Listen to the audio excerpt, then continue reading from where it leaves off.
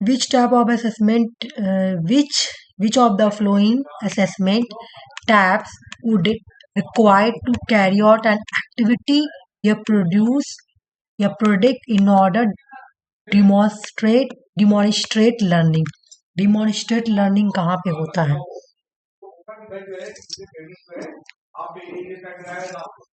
किस टाइप का असेसमेंट में डिमॉन्स्ट्रेट लर्निंग प्रोडक्ट या प्रोड्यूस होता है? फॉर्मेटिव में, पोर्टफोलियो में, सबमेटिव में, परफॉर्मेंस में? डिमॉन्स्ट्रेट करके कहाँ दिखाया जाता है? ऑप्शन 4। बिल्कुल सही, option 4 performance assessment.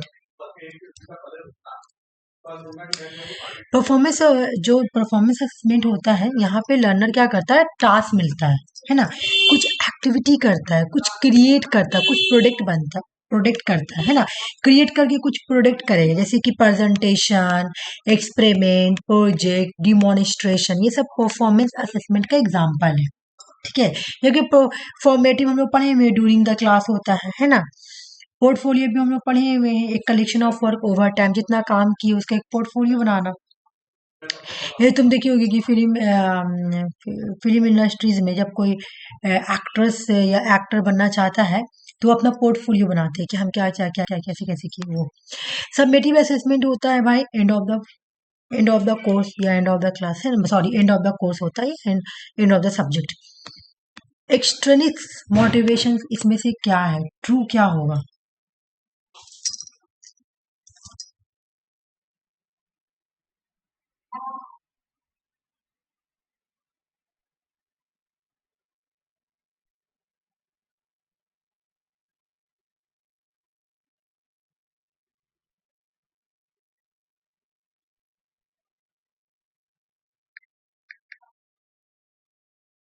Option 2। It is a natural tendency to seek personal interest. Option true बोल रही हो। देखो एक मिनट रुक जाओ। एक्सट्रिनिक्स का मतलब क्या होता है, बाहर से आना। ठीक है, एक मिनट, इसका मैंने लिखी थी, फिर भी मैं बता देती हूँ। बाहर का मोटिवेशन, ठीक है ना, मतलब जो अंदर से ना हो, बाहर से है ना, बाहर से मोटिवेशन। चलो आओ देखते, अच्छा आ जाओ। बोले इसमें से कौन सा ट्रू है? It is a based on the factor not related to activity itself. ये फैक्टर पर ये जो बेस होता है फैक्टर के ऊपर पे बेस्ड होता है, ना कि खुद से होता है, खुद से नहीं होगा। एक्सट्रिनिक मोटिवेशन है, मतलब मैं जो तुम लोगों को मोटिवेट कर रही हूँ, ठीक है ना, मैं जब मोटिवेट करूंगी तो वो हो जाएगा एक्सट्रिनिक है। ठीक है, तो ये खुद से तुम लोग नहीं करती हो, तो यहाँ पे वही बोला कि ये किसी फैक्टर के बेस पे होगा, ना कि खुद करने से। मैं तुम लोगों को जो मोटिवेट करूंगी उसको बोला जाता है एक्सट्रिनिक मोटिवेशन। एक्टिविटी इटसेल्फ नहीं होगा, खुद से तुम कुछ करोगी वो मोटिवेशन आएगा नहीं। जैसे तुम कभी कभी खूब अच्छा काम करती हो तो तुम्हारे अंदर खुद से मोटिवेशन आएगा, तो वो एक्सट्रिनिक नहीं होगा। ठीक है, एक्सट्रिनिक्स का मतलब क्या है कि जब तुमको कोई दूसरे लोग कर रहा, तुम किसी फैक्टर के बेस पर हो रही है, मतलब कोई जैसे मैं तुमको कर रही हूँ, ठीक है ना, तो वो हो गया। अपने पर्सनल इंटरेस्ट पे बिल्कुल भी नहीं। ये नेचुरल टेंडेंसी होता है, नहीं। It motivate to do something when we do not need, ये भी गलत है। सिर्फ यहाँ पे क्या बोल रहा है कि ये जो एक्सटर्निक मोटिवेशन है ये एक्सटर्नल रिवार्ड प्रेशर, तुमको कोई, जैसे तुमको कोई पैसा दे रहा तो तुम्हारे अंदर एक मैं क्या बोल रही हूँ कि मैं क्लास करा रही हूँ, ठीक है, क्लास के ड्यूरिंग क्या होता है, तुम लोग बोलती हो कि क्लास अच्छा लग रहा है, तो वो मेरा वो क्या हो रहा है कि मुझे एक अंदर से तुम लोग क्या कर रही हो, मुझे मोटिवेट कर रही हो, है ना, तुम लोग मुझे मोटिवेट कर रही हो, ठीक है ना। या किसी तरह का ग्रेड मिल रहा, मुझे A+ ग्रेड मिला तो मुझे मुझे मिला, है ना, कोई फैक्टर हुआ, कोई फैक्टर मतलब क्या, मुझे ग्रेड मिला, A+ मिला। या मनी, कोई मुझे पैसा दे रहा है इस वजह से हम क्लास करा रहे हैं, कोई मुझे तारीफ कर रहे हैं इसलिए क्लास करा रहे हैं, है ना।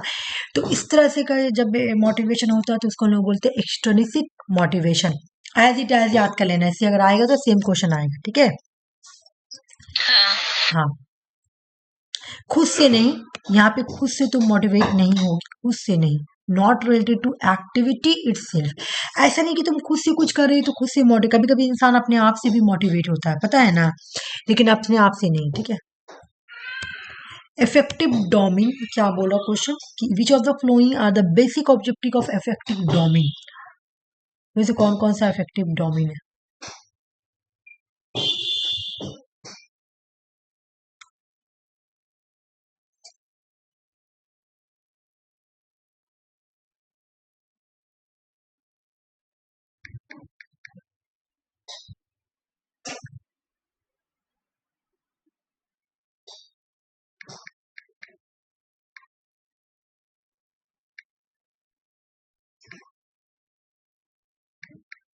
ऑप्शन 1 ऑप्शन 1, चलो आओ देखते हैं आंसर।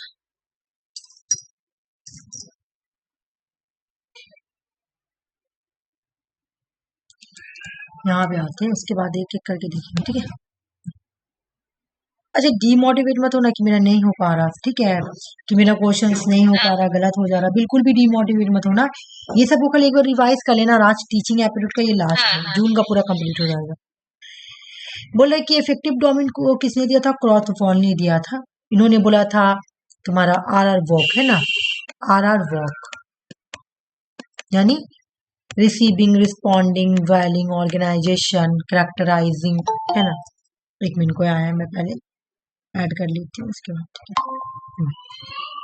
ठीक है, तो बोल रहे कि भाई so someone new behaviour as a result of experience, so some new behaviour as a result of experience. ये बोल रहा है कि तुम्हारा क्या कर रहा है, रिफ्लेक्ट इफेक्टिव लर्निंग आउटकम्स, ठीक है। ये इफेक्ट कर रहा है, मतलब तुम्हारा क्या हो रहा है कि so some new behaviour as a result of experience, मतलब तुमने कुछ नया तुम कुछ एक्सपीरियंस कर रही हो, ठीक ना, उसका जो रिजल्ट आ रहा है उसका इफेक्ट पड़ा है तुम्हारा लर्निंग डोमेन पे, ठीक है।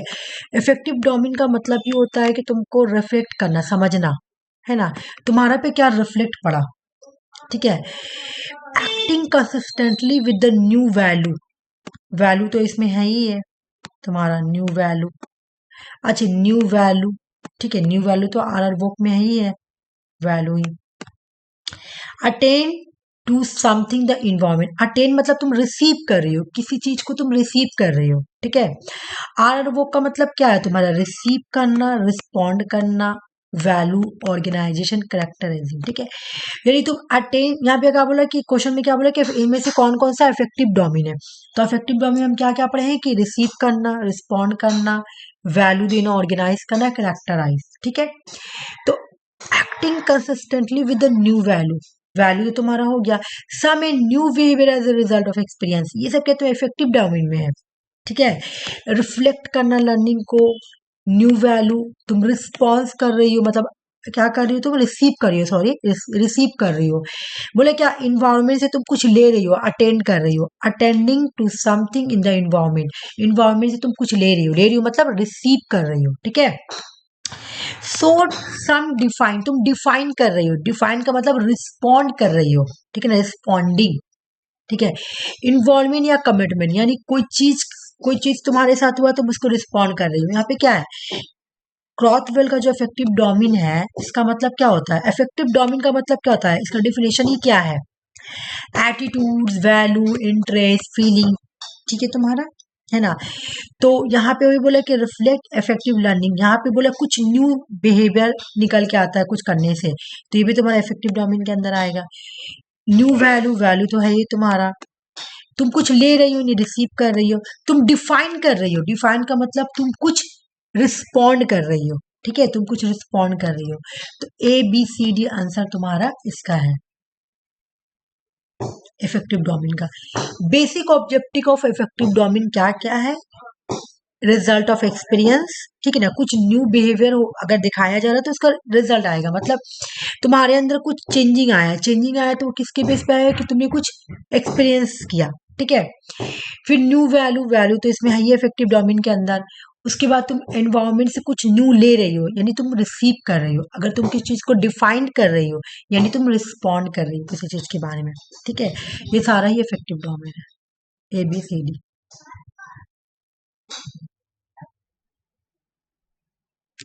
ये तुम लोग इजिली बना लोगी। लो ये क्वेश्चन सॉल्व करो, मैं इसको ऊपर कर। Evolution knowledge analysis application.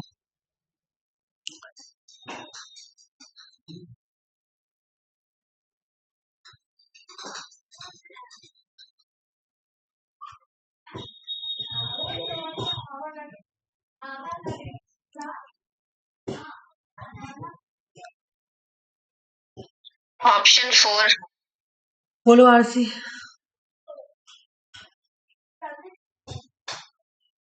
Number. आ जाओ, मैं इसको भी समझा देती हूँ अच्छे से। देखो, मैं तुम लोगों को बोली थी अंडरस्टैंडिंग का मतलब, मैं से मान लो कि तुमको मैं कोल्ड वार के बारे में बता रही हूँ, ठीक है ना। तो सबसे पहले तुम लोगों को अंडरस्टैंड करूंगी या रिमेम्बर करूंगी। क्या नाम है, तो ये ब्लूम का कोई भी टैक्सोनॉमी ले लो, चाहे तुम अंडरस्टैंडिंग वाला ले लो, चाहे रिमेम्बर वाला ले लो, ठीक है। तो रिमेम्बर वाला हो या अंडरस्टैंडिंग वाला हो, उसमें सबसे पहले क्या होता है, अंडरस्टैंड में भी तुमको नॉलेज दिया जाएगा, रिमेम्बर में भी तुमको नॉलेज दिया जाएगा।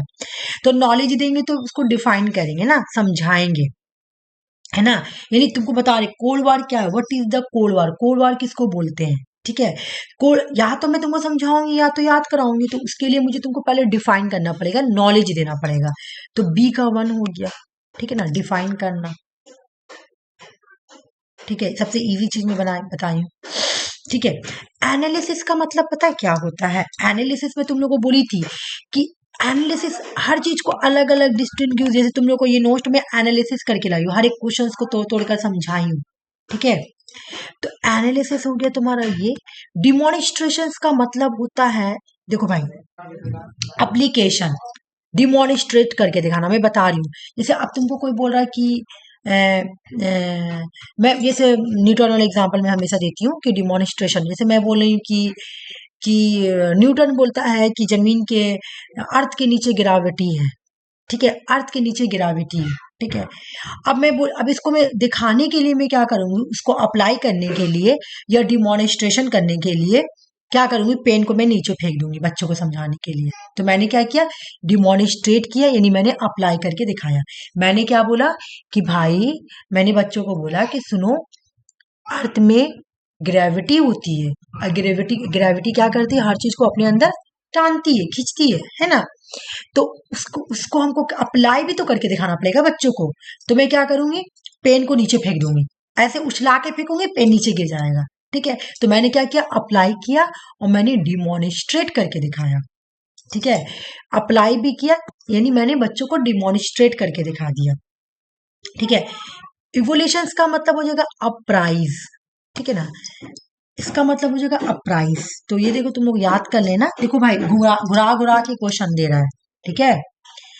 टीचिंग एप्टीट्यूड में मैं चाहूंगी कि तुम लोगों का 5 में 5 सही हो, ठीक है, मेरा तो यही कोशिश रहेगा, और मैं चाहूंगी भी कि तुम लोग का 5 में 5 सही हो, ठीक है। तो तुम लोग अच्छे से करना। और वैसे तो तुम लोग इससे प्रीवियस वाला जितना भी टीचिंग एप्टीट्यूड क्वेश्चन में करवा सॉरी करवा चुकी हूँ, है ना।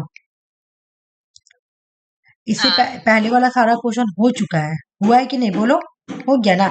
इसमें से भी कुछ कुछ हाँ। हुआ है, इसमें से भी कुछ कुछ हुआ है, ऐसा बात नहीं है, इसमें से भी कुछ कुछ हुआ है, लेकिन फिर भी मैं पूरा एक सीरीज से करवा रही हूँ, एक सीरीज से हो जाए, ठीक है। तो याद रखना, याद रखना, ठीक है ना। अब प्राइस का मतलब देखो क्या होता है कि यहाँ पे कि इसका इवोल्यूशंस करना, मतलब किसी चीज के बारे में एक जजमेंट निकालना, ठीक है। और प्राइस का मतलब इवोलेट करना, किसी के बारे में जज करना, लास्ट में जो होता है ना कंक्लूजन निकालना, उस तरह का उसको बोलते हैं प्राइस, ठीक है। अप्राइज का मतलब होता है, जैसे एक टीचर होता है जो स्टूडेंट का प्रोजेक्ट के बारे में पढ़ के उसके बारे में बता रहा है कि हाँ तुम बहुत अच्छे किए, तारीफ करता है ना, प्राइज करता है, तो एक इवोल्यूशन कर रहा, ठीक है। तो उस इवोल्यूशन का मतलब हो गया अप्राइज, लास्ट में कंक्लूजन निकालना, तारीफ करना, जजमेंट करना। नॉलेज का मतलब हो गया डिफाइन। एनालिसिस का मतलब हो गया डिस्टिंग्यूश करना, फर्क फर्क हर चीज को करना। मैं कैसे की हूँ, डिस्टिंग्यूश कर रही हूँ, हर चीज को एनालिसिस कर रही हूँ। एप्लीकेशन मतलब डिमोनिस्ट्रेट करके देना, अप्लाई करके दिखाना। मैं बोल दी कि हाँ भाई जमीन के अंदर ग्रेविटी है, तो मुझे तो करके भी दिखाना पड़ेगा ना।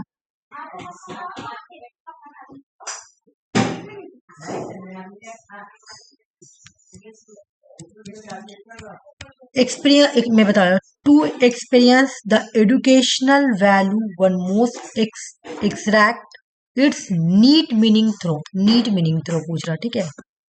एडुकेशन एडुकेशन वैल्यू के एक्सपीरियंस में नीट मीनिंग किसके थ्रू होता है, ये बात पूछ रहा है। और ये सारा ये इस साल का क्वेश्चन है। तो तुम लोग ये मत होना कि तुम हाँ हम लोग का क्वेश्चन नहीं लड़ा रहा है, नहीं पढ़ा गया है, बिल्कुल डिमोटिवेट होगा। इसमें से आएगा तो एक क्वेश्चन आएगा, पूरा नहीं आएगा, बाकी सब सिलेबस से आएगा।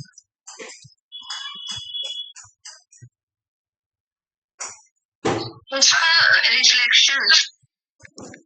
अच्छा बताओ आरसी, तुम बताओ। हाँ देख रहा।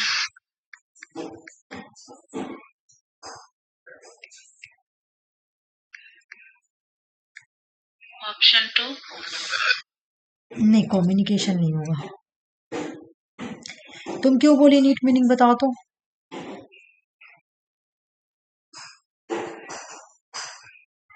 नीट मीनिंग का मतलब हमको नहीं बताया। मैं बता रही हूँ, इसलिए नहीं कर पाया। हाँ ये तो न्यू वर्ड है ना। सुषमा तुम बताओ। नहीं हमको भी नहीं समझ आ रहा। देखो क्या बोल रहा हूँ, एडुकेशन का नीट, देखो नीट मीनिंग, नीट का मतलब होता है तुम्हारा इफेक्ट। इफेक्ट क्या हुआ, ठीक है। या तुम देखी होगी ये पैसों में यूज होता है, नेट निकालने के लिए, ठीक है। रिजल्ट, फाइनल रिजल्ट क्या हुआ, ठीक है। उस हिसाब से आंसर डिसीजन हो जाएगा। नहीं मैं बता रही हूँ, को नहीं, बिल्कुल बिल्कुल भी नहीं रिफ्लेक्शन होगा। सुनो, बोला कि एजुकेशनल वैल्यू एक्सपीरियंस जो है इसमें एक नीट मीनिंग किसके थ्रू होगा। नीट का मतलब होता है आरसी अच्छे से अंडरस्टैंड करना, अच्छे से रिफ्लेक्ट करना।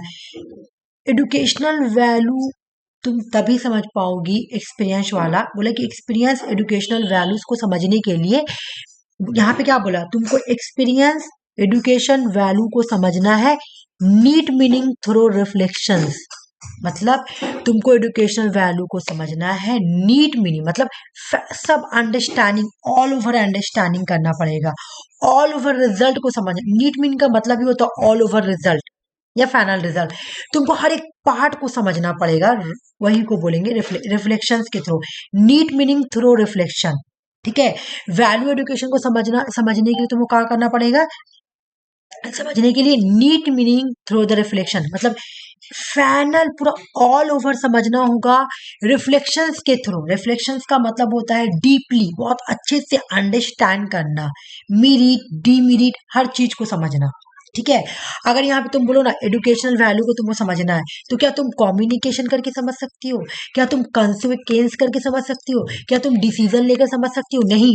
तुमको एजुकेशनल वैल्यू को समझना है नीट के थ्रू। नीट मतलब उसका फाइनल, उसका ऑल ओवर रिजल्ट दिखना है, ऑल ओवर रिजल्ट को समझना है, यानी रिफ्लेक्ट करना है।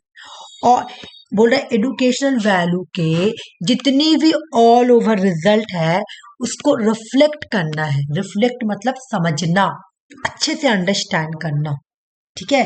समझ में आ गया। To experience the educational value, हमको एजुकेशनल वैल्यू का एक्सपीरियंस लेना है, उसको अच्छे से समझना है ना।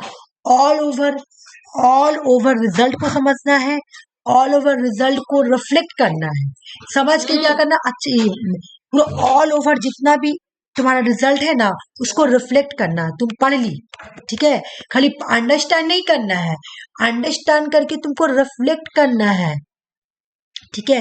रिफ्लेक्ट का मतलब क्या, तुमको समझना है कि उसका मेरिट क्या है, डीमेरिट क्या है, पॉजिटिव क्या है, नेगेटिव क्या है, ये सब समझना है। रिफ्लेक्शन करना है कि हाँ वो जो एजुकेशनल वैल्यू है वो फायदामंद है कि नहीं, वो रिफ्लेक्ट कर रहा है कि नहीं, ठीक है। उसका ऑल ओवर रिजल्ट रिफ्लेक्ट हो रहा है कि नहीं, ये समझना है, ठीक है। तो वो रिफ्लेक्शन के थ्रू ही नीट मीनिंग, मतलब ऑल ओवर रिजल्ट को तुम किसके थ्रू समझ सकती हो, रिफ्लेक्शन के थ्रू ही समझ सकती हो, ठीक है। अच्छा ये बताओ, the study of how the mind create knowledge has result in what are the currently refer to as view of education. मतलब मैं समझा रही हूँ, माइंड से तुम किसी चीज को, नॉलेज को माइंड से ले रही हो, यहाँ माइंड वाला चीज क्या है, ठीक है। माइंड, ऑप्शन नंबर 3 नहीं metacognitive, metacognitive but thinking about thinking होता है ना।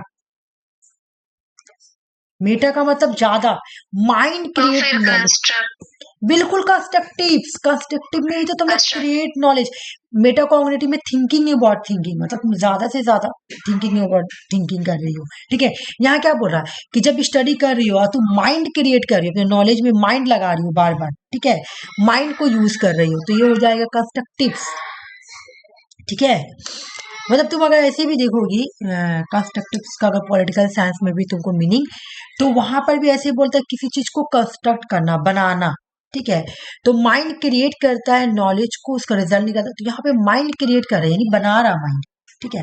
तो माइंड और कंस्ट्रक्टिव, प्रैग्मेटिक तो नहीं, लर्निंग बाय डूइंग, आइडियलिस्टिक होगा नहीं, cognitive thinking about thinking, constructive होगा।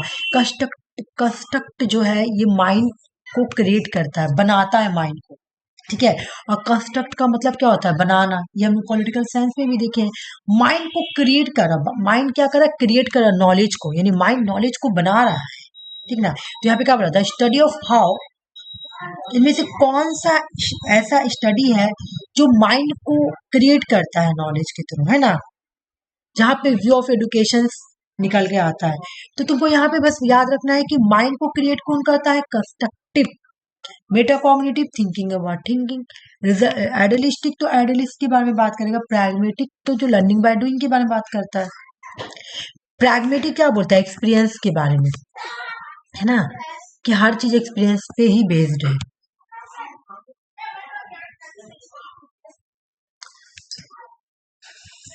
एक बार मैं यहाँ पे समझा, to experience the educational value, अच्छे तो मैं समझा दी।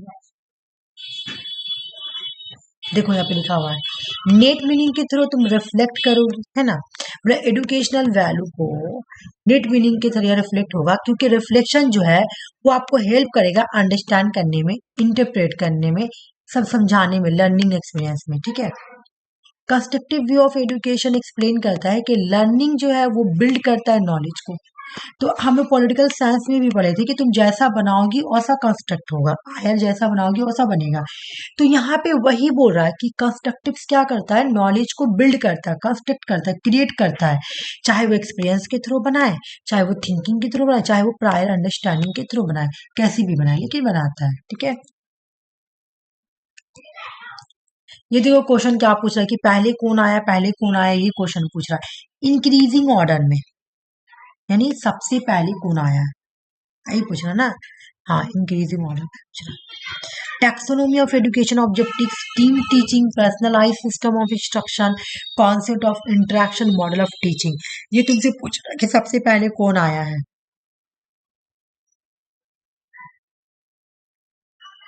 ये तुम लोगों को नहीं पता होगा, मैं बता देती हूँ। ऑप्शन 4, चलो हमको 2 लग रहा है। 2 ही है, आ जाओ। देखो भाई तुम लोगों को तो याद नहीं होगा, लेकिन नेक्स्ट के लिए याद कर लो। टीम टीचिंग 1950, लेट 1950 से अर्ली 1960 में आया था, ये पुराना मेथड है। टैक्सोनॉमी ऑफ एजुकेशन 1956 में, मैं ब्लूम पढ़ाती है तो वहां पे मैं पढ़ाई भी हूँ कि 1956। इंटरैक्शंस मॉडल ऑफ टीचिंग, ये अभी रिसेंट ही मतलब आया तो 1960s में, ठीक है। इसका 1950s तुम काउंट कर सकते हो। और पर्सनलाइज सिस्टम ऑफ इंस्ट्रक्शन 1968 में आया। ये क्वेश्चन मैं समझा देती हूँ, देखो राइट कॉम्बिनेशन ऑफ बिलो, मैं बता दे रही हूँ। जैसे यहाँ बोला कि learning a second language take little time and effort. Learning जो है ना एक सेकंड लैंग्वेज है, जो क्या करता है, लर्निंग को सीखने, बोला क्या, लर्निंग ए सेकंड लैंग्वेज है जो कि सीखने के लिए कम एफर्ट और कम टाइम लेता है। और यहाँ पे लिख के बोला ये एक मिथ है। अब तुम लोगों को समझना है कि ये मिथ है कि नहीं, ठीक है ना। अगर ये मिथ है तो ये मेरा आंसर नहीं होगा, मतलब ये मिथ है, हाँ ये सही लिखा कि हाँ ये मिथ है, तो ये मेरा आंसर हो जाएगा। अगर ये मिथ नहीं है, यहाँ इन्होंने गलत लिख के रखा है, तो ये आंसर गलत हो जाएगा, फिर तुम दूसरा चेक करना, ठीक है। यहाँ पे मैं समझा दे रही हूँ क्या बोल रहा है। तुमको राइट देखना है कि इस ऑप्शन में कहाँ पे राइट, जैसे इन्होंने एग्जाम में क्वेश्चन कैसे बनाया है, लिख दिया तुम्हारा कि लर्निंग एक सेकंड लैंग्वेज है जो कि सीखने में कम टाइम और कम एफर्ट लेता है, फिर इन्होंने लिख दिया कि एक मिथ है। मिथ मतलब पता है ना, झूठ, दास्तान है ना, एक झूठ, फॉल्स। फिर इन्होंने बोले जितने भी बाइलिंगुअल्स इजिली मेंटेन हो जाते हैं, दो लैंग्वेज इजिली मेंटेन होते हैं। इन्होंने बोला कि तुम अगर दो लैंग्वेज को मेंटेन करना चाहोगी तो इजी मेंटेन हो जाएगा, इन्होंने ट्रू लिखा है। अब ये तुमके अकॉर्डिंग ये सही है कि नहीं, अगर तुम्हारे अकॉर्डिंग ट्रू है तो ये ट्रू होगा, फिर हम चेक करेंगे ट्रू है कि नहीं। तुमको ये देखना है कि इन्होंने जो ये लिखा है और इसके साथ जो मिथ लिखा है ये सेंटेंस सही है कि नहीं, फिर इन्होंने ये लिखा है इसके साथ ट्रू लिखा है ये सही है कि नहीं। ठीक है, समझ में आया कि नहीं, बोलो तो। हाँ तो देखो, हाँ समझ आ गया हाँ, तो इनमें से कौन सा राइट कॉम्बिनेशन लिखा हुआ है, राइट कौन सा सही इन्होंने लिखा है।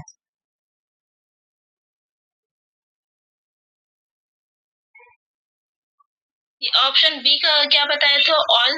All bilinguals easily maintain both language, मतलब तुम हाँ इसका मतलब। देखो मैं बता रही हूँ, देखो बाइलिंगुअल्स का मतलब होता है दो लैंग्वेज यूज करना। जैसे सुषमा बोली थी ना कि दीदी मैं इंटरव्यू दे जाऊंगी तो दो लैंग्वेज यूज नहीं कर सकती हूँ, है ना सुषमा, बोली थी ना तुम। हाँ एक मिनट रुक जाओ, एक्चुअल में ना मुझे ना ठंडा लग गया तो इसलिए इतना खांसी हो रहा। तुम ना दो लैंग्वेज को यूज करोगी, ठीक है, तो अब तुम दोनों लैंग्वेज को तुम कैसे मेंटेन करके रख रहे हो, क्या तुम दो लैंग्वेज को मेंटेन करना इजी होता है। मैं बता रही हूँ, दो लैंग्वेज मतलब कहने का मतलब कि हम लोग इंग्लिश भी बोलते हैं और हिंदी भी बोलते हैं, ठीक है, ये हो गया बाइलिंगुअल। ठीक है, हिंदी भी बोलते हैं हम लोग बाइलिंगुअल यूज करते हैं, सच पूछो तो, क्योंकि हम लोग इंग्लिश भी बोलते हैं और हम लोग हिंदी भी बोलते हैं, ठीक है। तो इन्होंने बोला क्या आप लोग उसको देखो, दो सेंटेंस में दो चीज लिखा, ऑप्शन टू। आरसी लकी एक टू, तुम लोग तुम बोलो। बाइलिंगुअल का मतलब होता है दो लैंग्वेज यूज करना, चाहे तुम जो भी दो लैंग्वेज पढ़ो।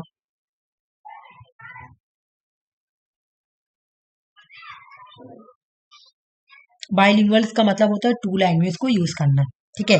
जैसे कोई एक ऐसा पर्सन होता है जो हिंदी भी यूज करता है और इंग्लिश भी, जैसे हम लोग यूनिवर्सिटी में भी थे तो हम लोगों का दो लैंग्वेज होता था, क्यों भाई, हालांकि प्रॉब्लम बहुत होता था हम लोग को, इंग्लिश हम लोग का मदर टंग नहीं था, मतलब हम लोग का इंग्लिश से शुरू से हम लोग नहीं पढ़े थे, हम लोग उर्दू में पढ़े थे 12 तक का, और 12 के बाद हम लोग को इंग्लिश में मिला, कॉलेज में गए तो हाँ इंग्लिश मिला। तो हम लोग बाय लैंग्वेज यूज करें, हिंदी भी यूज कर रहे हैं, मतलब अपना लैंग्वेज भी यूज कर रहे हैं, और एक इंग्लिश भी हम लोग को लेके चलना पड़ रहा था। तो क्या वो मेरे लोग के लिए इजी था कि हार्ड था, ठीक है, ये बताओ। तो यहाँ पे बोला all bilingual easily maintain both language, जितनी भी, ऐसे बाइलिंगुअल मेरे लिए तो इजी था क्योंकि अपना लैंग्वेज में मतलब सोच करके उसके बाद इंग्लिश में लिख लेते थे। ठीक है, देखो अभी मैं आंसर देखती हूँ, हाँ आप ही बता दीजिए इसका। एक मिनट, दोनों लैंग्वेज एक तरह ट्रू लिखा है कि मत लिखा, आ जाओ, मैं यहाँ पे लाई मान रही करने की। आरसी बोली है बी, है ना, ए और डी होगा सिर्फ, मैं बता देती हूँ क्यों। देखो, all bilingual easily maintain both language, true, गलत, ये गलत है, मिथ है। Not all bilingual can easily maintain both, यहाँ पे देखो क्या लिखा, ऑल बाइलिंगुअल्स इजी, जितने भी bilinguals can easily maintain both language, language attraction is a common, so ये एक मिथ है, नॉट ट्रू। हम दो लैंग्वेज को कर सकते हैं लेकिन जितने भी बाइलिंगुअल हम सबको नहीं कर सकते हैं। हिंदी इंग्लिश को हम ले सकते हैं लेकिन क्या हम लोग बांग्ला को भी लिख सकते हैं साथ में, ऑल लिखा हुआ है, बाइलिंगुअल्स ऑल, ऑल बाय, खाली बाइलिंगुअल्स लिखा होता तो सही हो जाता। मुश्किल हो जाएगा हम लोगों के लिए, डिफिकल्ट हो जाएगा। और तुम कैसे बोल रही हो आरसी, हम लोगों को डिफिकल्ट होता है, तुम इंटरव्यू देने जाओ ना तुमको वहां प्रॉब्लम देगा, तुम बाइलिंगुअल्स यूज करोगी तो। इंटरव्यू कभी दिए नहीं ना, बस मास्टर्स तक ही सोचे। हाँ हाँ, नहीं यहाँ पे क्या बोला, all bilinguals easily maintain both language, बोला ये ट्रू है, ठीक है, गलत, ये मिथ है, बिकॉज कि maintain both language not always easy. देखो हम लोगों के लिए तो इजी इसलिए हो रहा, मैं बता रही हूँ, क्योंकि हम लोगों का एक लैंग्वेज बचपन से चला आ रहा है हिंदी, हम लोग जाके कॉलेज में लेते इंग्लिश, लेकिन ये क्या बोल रहा है कि दो लैंग्वेज को तुमको हमेशा लेके चलना है। जैसे कि मान लो कि बंगाली और हिंदी अगर हम लोग लेके चलेंगे तो क्या बंगाली को हम लोग हमेशा नहीं, हम लोग कभी बंगाली को अडॉप्ट किए बताओ, पहले नहीं अडॉप्ट कर पाए, ठीक है, हम लोग सिर्फ अपना ही लैंग्वेज को रखे, मतलब हिंदी को इतना कोशिश किए हम लोग सीखने के लिए, लेकिन लोग बंगाली नहीं सीख पाए। मैं बहुत कोशिश की थी बंगाली, इवन मैं ट्यूशन भी की बंगाली का, लेकिन फिर भी मैं बंगाली नहीं सीख पाई। तो बोल रहा कि बायलिंगुअल इजी नहीं होता है मेंटेन करके चलना, ठीक है, इजी तो वो इंटरव्यू में नहीं लेगा ना, उसको एक्सेप्ट ही नहीं करता, वो लोग नहीं समझ पाएगा। हम अपने कंफर्ट में लिख लिए एग्जाम में उसको ये करके, लेकिन तुम किसी को बोलोगी तो वो अंडरस्टैंड नहीं कर पाएगा ना। जैसे सुषमा बोली थी कि दीदी अगर हम इंटरव्यू देंगे बाइलिंगुअल्स में देंगे तो वो हमारे लिए इजी होता है, वो लोग एक्सेप्ट नहीं करेंगे ना। ठीक है, तो all bilingual easily maintain both language, तो ये मिथ है, तो बिल्कुल मिथ है। दोनों को साथ मेंटेन करके नहीं चल सकती हो, मिलाकर तुम नहीं चल सकती हो। ठीक है, तुम जैसे कहने का मतलब तुम थोड़ा इंग्लिश भी बोल रही हो, तुम थोड़ा हिंदी भी बोल रही हो, तुम थोड़ा बंगाली भी बोल रही हो, तुम थोड़ा हिंदी भी बोल रही हो, तो ये डिफिकल्ट हो जाएगा। ये मिथ है, मिथ है। तुम मेंटेन नहीं कर सकती हो, ये बिल्कुल इन्होंने मिथ लिखा, ये सही है, तुम मेंटेन नहीं कर सकती हो। लर्निंग एक सेकंड लैंग्वेज है, लर्निंग एक न्यू लैंग्वेज है जो कि सिग्निफिकेशन टाइम एंड इफेक्ट, तो बोला ये मिथ है, बिल्कुल मिथ है, बता रहा। लर्निंग एक सेकंड लैंग्वेज है, ठीक है, लर्निंग एक सेकंड लैंग्वेज है, और ये तुमको कम टाइम लेता है। तुम कुछ भी लर्निंग करने के लिए कम टाइम नहीं लेता है, इसमें हम लोग को एफर्ट, ज्यादा एफर्ट चाहिए। तो इन्होंने लिख दिया ये मिथ है, जो ये लाइन लिखा हुआ है ना, हाँ बिल्कुल मिथ है। तुमको कोई चीज भी सीखना है, लर्निंग का मतलब क्या होता है, सीखना। ठीक है, तुम कोई चीज को सीखो, चलो अभी हम लोग बंगाली लैंग्वेज सीखेंगे, तो क्या उसमें तुमको लिटिल टाइम और एफर्ट कम लगेगा? नहीं, बहुत टाइम लगेगा, कम से कम 1 ईयर तो लगता है किसी भी चीज को सीखने के लिए, 6 मंथ तो लगेगा ही।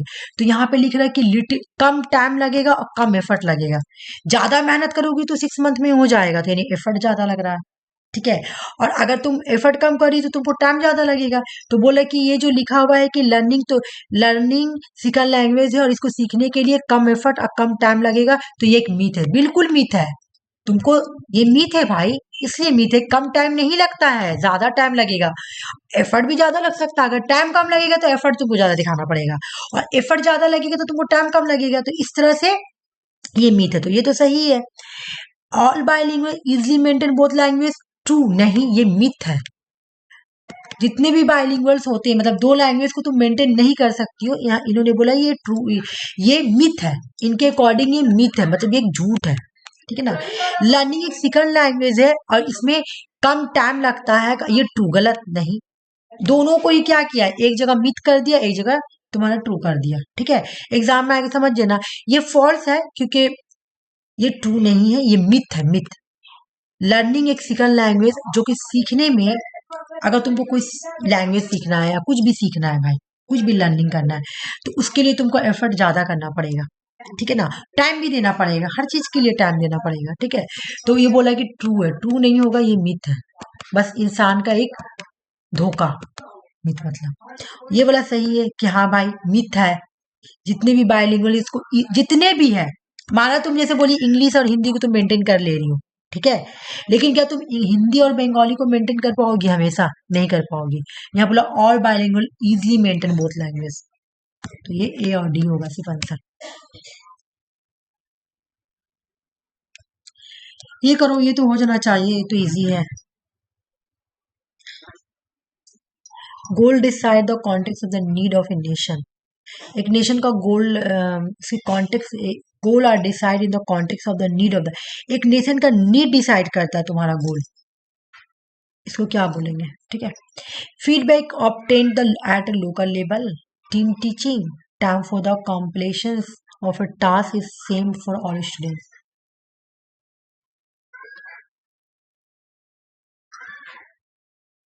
एक नेशन को क्या जरूरत है वो तुम्हारा गोल गोल डिसाइड करेगा। ये कौन सा एजुकेशन है? फीडबैक को लिया जा रहा है लोकल लेवल पे, ये कौन सा है?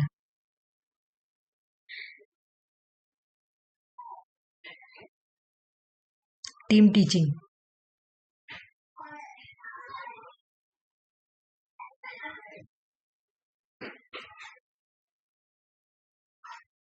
ऑप्शन 3। बोलो सुषमा। एक मिनट जी, बोल रहे हैं। अच्छा से समझ लो।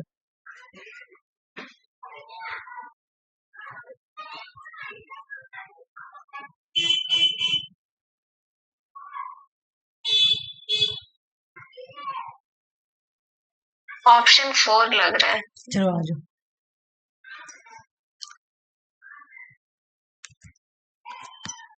देखो मैं बता दे रही हूँ। एजुकेशन टेक्नोलॉजी, एक नेशन का नीड, क्या जरूरत है तुम्हारे, एक नेशन को क्या जरूरत है वो तुम्हारा गोल डिसाइड करेगा। मैं ये बता रही हूँ सब। फीडबैक, फीडबैक लोकल लेवल में मिलना चाहिए। टीम टीचिंग तो तुम्हारा ट्रेडिशनल है ना। टीम टीचिंग मतलब क्या? टीचिंग आ गया। टीम टीचिंग मतलब क्या? Lecturer method, teacher centre method, ये मैं पढ़ाई भी थी। टीम टीचिंग होता है तुम्हारा टीचर सेंटर, और टीचर सेंटर तुम्हारा क्या है? ट्रेडिशनल मेथड है। एक मिनट, यहाँ पे गलत दे रहा, सी का 1 दे रहा। टीम टीचिंग मॉडर्न में कैसा आएगा? अच्छा, मॉडर्न में ही आया है टीम टीचिंग। मैं तुम लोग टीम टीचिंग किस में पढ़ाई थी? लेक्चर मेथड में पढ़ाई थी ना। तो कैसे होगा? सी का 1 modern teaching teaching technology, time for completion of task for all student. अच्छा नहीं, हाँ ठीक है, ठीक है, ठीक है। टीम टीचिंग तुम्हारा आ जाएगा मॉडर्न टीचिंग टेक्नोलॉजी। मतलब अब क्या हो गया तुम्हारा, पहले भी था लेकिन इसको न्यू में ही रखा गया है। जैसे कि बोला गया है कि एक क्लास में तुम देखोगे टीचर लोग टीम बना के क्लास कराते हैं, मतलब 3-4 टीचर मिलकर क्लास करा रहे हैं, तो बोला जा रहा है ये मॉडर्न टीचिंग टेक्नोलॉजी है। स्टूडेंट, सारे स्टूडेंट को सेम टास्क दे देना, ये तो पहले ये ट्रेडिशनल हो जाएगा। इससे ज्यादा ट्रेडिशनल ये हुआ क्योंकि पहले भी यही चलता था, बोर्ड पे एक क्वेश्चन लिख दिए, सारे स्टूडेंट का सेम टास्क है, सब कल करके लेकर आओगी, इस तरह का टाइम दे दिया जाता है। ठीक है, तो ये हो गया तुम्हारा ट्रेडिशनल टीचर टीचिंग टेक्नोलॉजी। तुमको याद करना पड़ेगा कि एक नेशन की नीड के अकॉर्डिंग अगर कोई गोल डिसाइड करता है, एक नेशन को नीड, जैसे इंडिया में मैं जो तुम लोगों को कल बताई थी आईसीसी क्रिकेट वर्ल्ड कप वाला, कि वो लोग कब डिसाइड किए होंगे कि हम लोगों को भी विमेन वर्ल्ड कप खेलना है।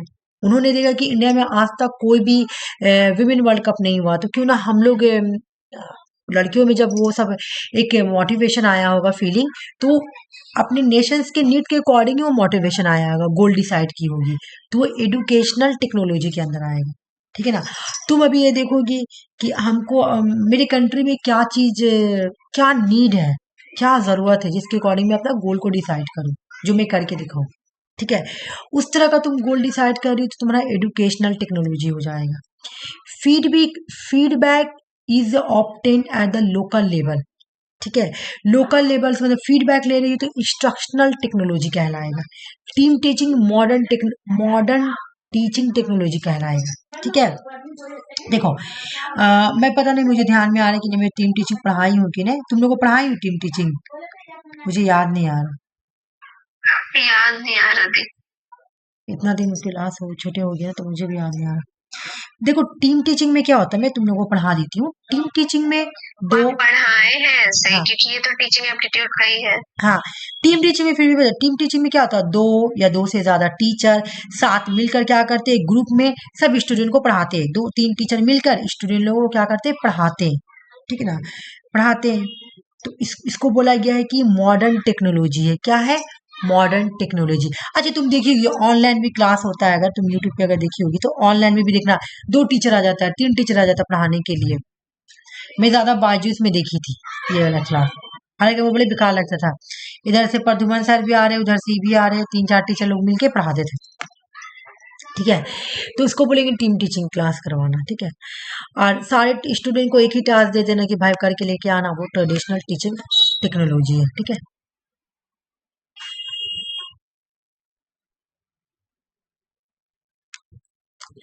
एक नेशन के नीड के अकॉर्डिंग अपने गोल को डिसाइड करना है ना, कि एजुकेशन टेक्नोलॉजी में इन्वॉल्व प्लानिंग करना, इंप्लीमेंट करना, learning with a broad perspective considering societal and nation need. मेरे नेशन मेरे सोसाइटी को क्या जरूरत है। ठीक है, अब तुम देखोगे कि हमारे रेल पार में, मैं बता रही हूँ, रेल पार में अभी तक का कोई भी यूपीएससी एग्जाम क्रैक नहीं किया है। तो अब कोई ना कोई लड़की के माइंड में ये बात आएगा, ये लड़का के माइंड में, कि क्यों ना मैं भी रेल पार का नाम करने के लिए मैं भी यूपीएससी का प्रिपरेशन करता हूँ, ये करती हूँ। ठीक है, तो वो हो गया एजुकेशनल टेक्नोलॉजी। ठीक है, इंस्ट्रक्शन टेक्नोलॉजी में क्या फोकस किया जाता है, design instruction obtain feedback, feedback दिया जाता है बच्चों को, है ना, ताकि उनका लर्निंग इंप्रूव हो, या टीचर को फीडबैक मिले या स्टूडेंट को फीडबैक मिले, लर्निंग इंप्रूव होता है। यदि तुम लोग मुझे फीडबैक देगी कि आप अच्छा पढ़ा रहे हैं, तो मैं और अपना लर्निंग इंप्रूव करूंगी। या बोलोगी दीदी ये समझ में नहीं आ रहा, बहुत खराब तरीके से पढ़ा रहे हैं, मैं कल से सोचूंगी कि और इजी तरीका से पढ़ाने की कोशिश करूंगी, है ना, ताकि तुम लोग को लर्निंग इंप्रूव हो और मेरा भी पढ़ाने का तरीका जो है वो भी इंप्रूव हो। टीम टीचिंग में बोला 2 या 2 से ज्यादा टीचर होते हैं भाई, तो यहाँ पे क्या होता है, कॉलबरेशन पढ़ाई होती है। ठीक है ना, टीम टीचिंग एक कॉलबरेशन इनोवेटिव अप्रोच है जहाँ पे 2 3 4 टीचर मिलकर पढ़ाते हैं और इसको मॉडर्न टीचिंग टेक्नोलॉजी बोला गया है। ट्रेडिशनल टीचिंग टेक्नोलॉजी में क्या होता है? Traditional teaching technology often assume uniformity giving the same task duration for all student. जितने भी स्टूडेंट ने सबको सेम टास्क दे दिए हैं, ऐसा बना के बोर्ड पे एक क्वेश्चन लिख दिए, इसका आंसर कर लेकर आओगी, हो गया। तो ये हो गया तुम्हारा ट्रेडिशनल टीचिंग टेक्नोलॉजी। ये सारा बीएड का क्वेश्चन दिया हुआ है। Even horse of hermit is written by,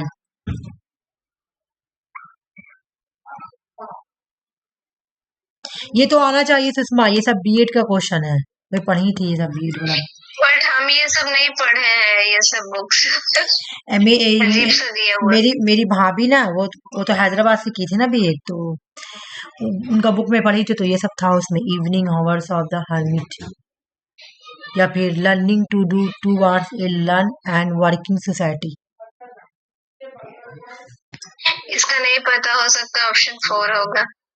Zakir Hussain committee नहीं, इसका आंसर पेस्टालोजी है, और इसका आंसर तुम्हारा ये है एडिसेस। अच्छा, इसका नहीं देखे। अच्छा, नहीं देखी, इसका एडिसेशा कमेटी, ठीक है, याद कर लेना, बुक का नाम है learning to do to art. Question कौन सा शिफ्ट में आया था? ये सब तुम्हारा ये सब में आया हुआ, बता रहे कंडम में क्या नाम है, योगा, ये सब में। अब ये बस इसमें कि वहां है तो नहीं आया। योगा का दिन बहुत अच्छा, 28 तारीख का शिफ्ट 1 या शिफ्ट 2 का ये क्वेश्चन है, ठीक है।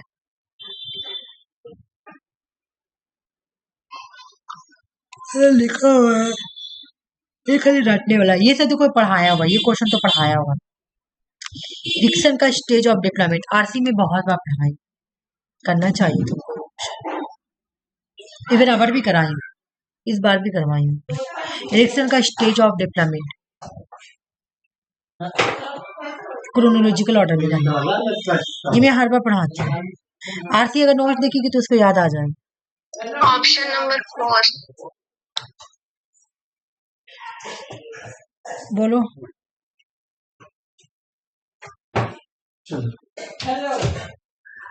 आप पढ़ाई, लेकिन आपको याद नहीं आता। चलो रिवीजन कर लेते हैं, चलो 4 बोली, चलो नहीं, एक मिनट मैं तुम्हें आंसर बता देती हूँ।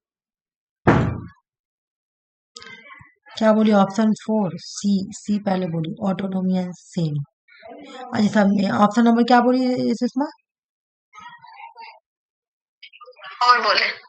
और बोली ना, चलो आ जाओ, एक बार रिवीजन कर लेते, उसके बाद तुम आंसर बताना। तुम्हारा आंसर तो सही है, ठीक है, लेकिन फिर भी मैं यहाँ देखो, ये वाला नोट तुमने देखी होगा, पूरा पढ़ाएंगे, ठीक है, हमको पता था। अच्छा,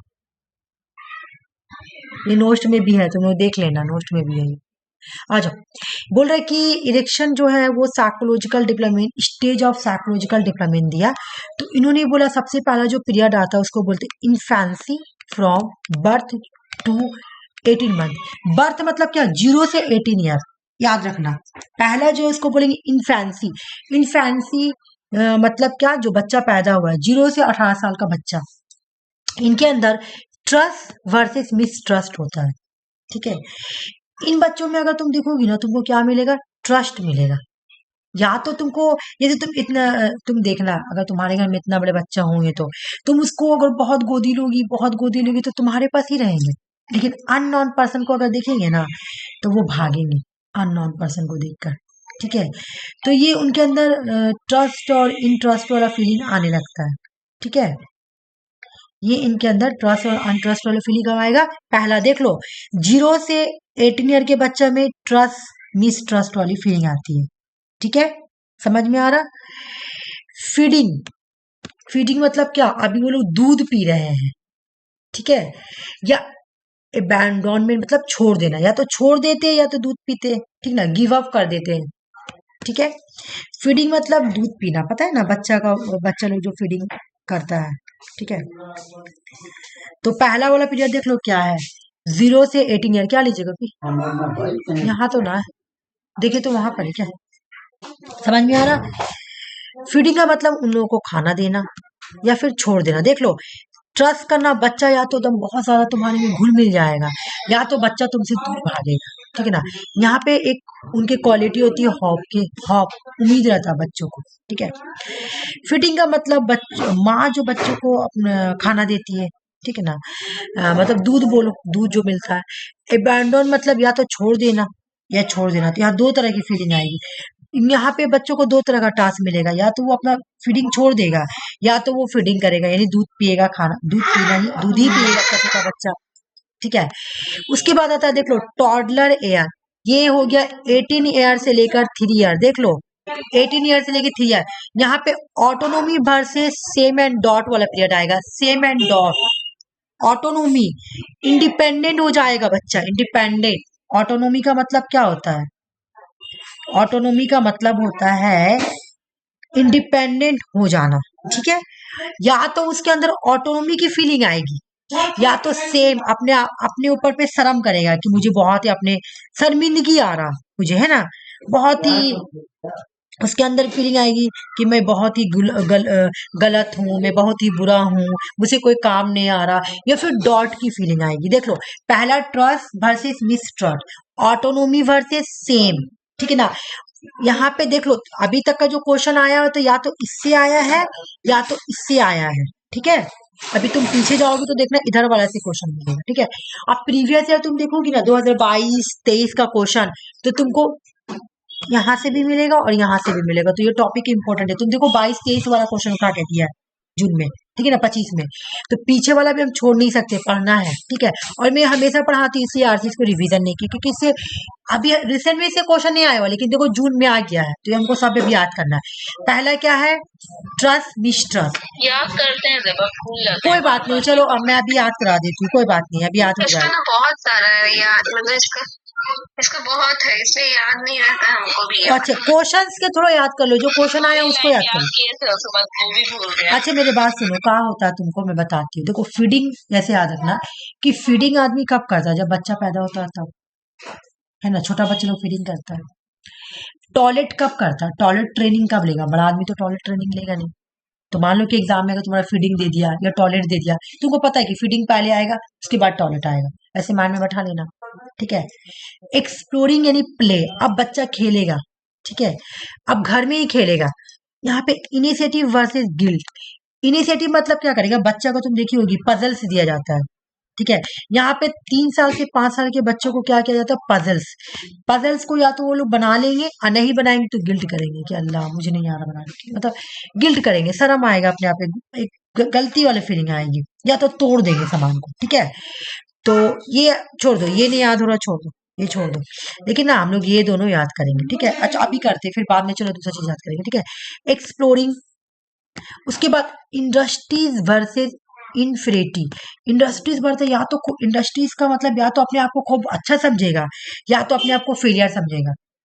अब देखो, 6 से 11 साल के बच्चों को तुमको मिलेगा स्पोर्ट और स्कूल है स्पोर्ट में। जैसे मेरे भतीजा है शयान, तो वो दिन भर खाली मतलब खाली अपने दोस्तों को चक्कर में रहता है, स्कूल में भी खूब खेलता वलता है। अब जाएगा संडे संडे अपने अंकल को लेकर खेलने के लिए, कि उसे बैट बॉल खेलना है। तो इस तरह की उम्र के बच्चों में इंडस्ट्री मतलब क्या, कि अपने आप को बहुत सुपीरियर, हम कर लेंगे, हर काम कर लेंगे, हैं, हम कर लेंगे, सुपीरियर समझेगा अपने आप को। तो यहाँ पे सुपीरियर ने लिख के इंडस्ट्री लिख दिया है। ठीक है। वर्सेस इनफेरिटी, या तो अपने आप को इंडस्ट्री समझेगा, अगर खेल लिया तो अपने आप को सुपीरियर समझेगा, इंडस्ट्री बड़ा होता है। या तो अपने आप को इन्फीरियर समझेगा कि मैं नहीं खेल पा रहा। ठीक है। अब आ गया, देखो, अब जब मेरे जैसे भतीजा है, अब वो आगे जब कदम रखेगा ना स्कूल में, अब 11 के बाद जब 12 साल आएगा ना, 12 आएगा, 12 से 18 ईयर का एज, यहाँ पे आइडेंटिटी चाहिए, आइडेंटिटी कंफ्यूजन। अब तुम देखना तुमको 8-9 के बच्चों में ये फीलिंग देखने को मिलेगी कि वो लोग सोचते हैं कि क्लास में सारे लोग मुझे पहचाने। ठीक है। आइडेंटिटी, मैं कुछ ऐसा करूँ क्लास में सब मुझे क्लास में मेरा फ्रेंड सब कोई बने। सोशल रिलेशनशिप के पीछे भागे, जिसको निब्बा निब्बी बोला जाता है आजकल। ठीक है। सोशल रिलेशनशिप खाली गर्लफ्रेंड बॉयफ्रेंड वाला रिलेशन नहीं होता है, फ्रेंडशिप वाला भी रिलेशन होता है। आइडेंटिटी वर्सेस आइडेंटिटी कंफ्यूज, अपना आइडेंटिटी चाहिए, क्लास में सब मुझे माने। मैं कुछ ऐसा करूं कि मेरे क्लास में मेरा नाम हो, सब मुझे पहचाने। ठीक है, ऐसा हम लोग में भी होता था जब हम लोग छोटे थे, तो हमको लगता था कि हम कुछ ऐसा करें क्लास में सब मुझे माने, मैं पढ़ने में तेज रहूं। कि जैसे मेरे क्लास में एक लड़की बहुत पढ़ने में तेज थी, तो सर उसको बहुत मानते थे। ठीक है, तो वो वाली फीलिंग मेरे में भी थी कि मैं भी कुछ करूं कि मुझे सब पहचाने। ये अपने आइडेंटिटी को लेकर इंसान कंफ्यूज, अगर आइडेंटिटी मिली तो बहुत अच्छा, नहीं मिली तो कंफ्यूजन हो जाएगा इंसान को। यहाँ पे सोशल रिलेशनशिप भी आता है बच्चों के अंदर। 12 से 18 साल के बच्चों में वो पीरियड स्टार्ट होता है, लविंग वाला।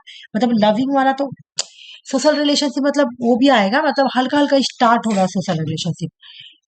यहाँ पे अभी स्टार्ट हो रहा है, चीज अच्छा लगेगा, फ्रेंडशिप बनेगी, निब्बा निब्बा थोड़ा होता है, तो इसके अंदर भी आ जाएगा, 18 साल में आता है। अच्छा, 18 साल से जो नीचे का जो पीरियड होता है ना, उसमें जो गर्लफ्रेंड बॉयफ्रेंड होते हैं उसको निब्बा निब्बी बोला जाता है। ठीक है, उसके बाद आ गया इंटीमेसी वर्सेस आइसोलेशन। इंटीमेसी का मतलब तुम लोग को पता होगा, इंटीमेसी। अब लव रिलेशन वाला आ गया, ये सीरियस रिलेशन है, रिलेशनशिप स्टार्ट हो गया। ठीक है, यहाँ पे सीरियस रिलेशन आएगा। सीरियस रिलेशन का मतलब क्या, कि अब लव और अफेयर चलेगा। मतलब 18 साल के बाद कॉलेज में अब आ गए हम, तो अब यहाँ पे सीरियस रिलेशन चलेगा।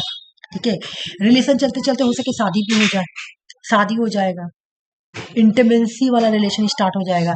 या फिर तुम, अगर तुम्हारा इंटीमेसी नहीं हुआ, किसी से रिलेशन नहीं बना, तो तुम बहुत अपने आप को आइसोलेशन फील करोगी, अलग अलग थलग रहोगी। या तुम देखना कॉलेज वॉलेज में अगर होता है कि अगर कोई लड़की का, ऐसे कॉलेज में भी नहीं, अगर कोई लड़की होता है कि किसी का शादी हो गया 18 से 40 साल के बीच में, ठीक है, हो गया तो ठीक है, अगर नहीं हुआ तो अपना एकदम अकेला अकेला रहना पसंद करेगा, अकेला उसको अच्छा लगेगा। ठीक है, या तो वो इंटीमेसी वाला रिलेशनशिप में चल जाएंगे, मतलब शादी हो जाएगा, या तो बॉयफ्रेंड बनेगा। और नहीं अगर बना किसी का, तो वो अकेला रहना पसंद करेगा। ठीक है, फिर उसको शादी वादी से कोई मतलब नहीं। ठीक है, फिर आ गया मिडिल एज, 14 से 65। अब एग्जाम में तुम अपने आप को अलग कर सकती हो, कैसे देखो, ट्रस्ट वर्सेस मिसट्रस्ट, ये बच्चों में है, ये बड़ा आदमी नहीं करेगा। ऑटोनोमी वर्सेस सेम, बच्चों में है, दिमाग में बैठा लो।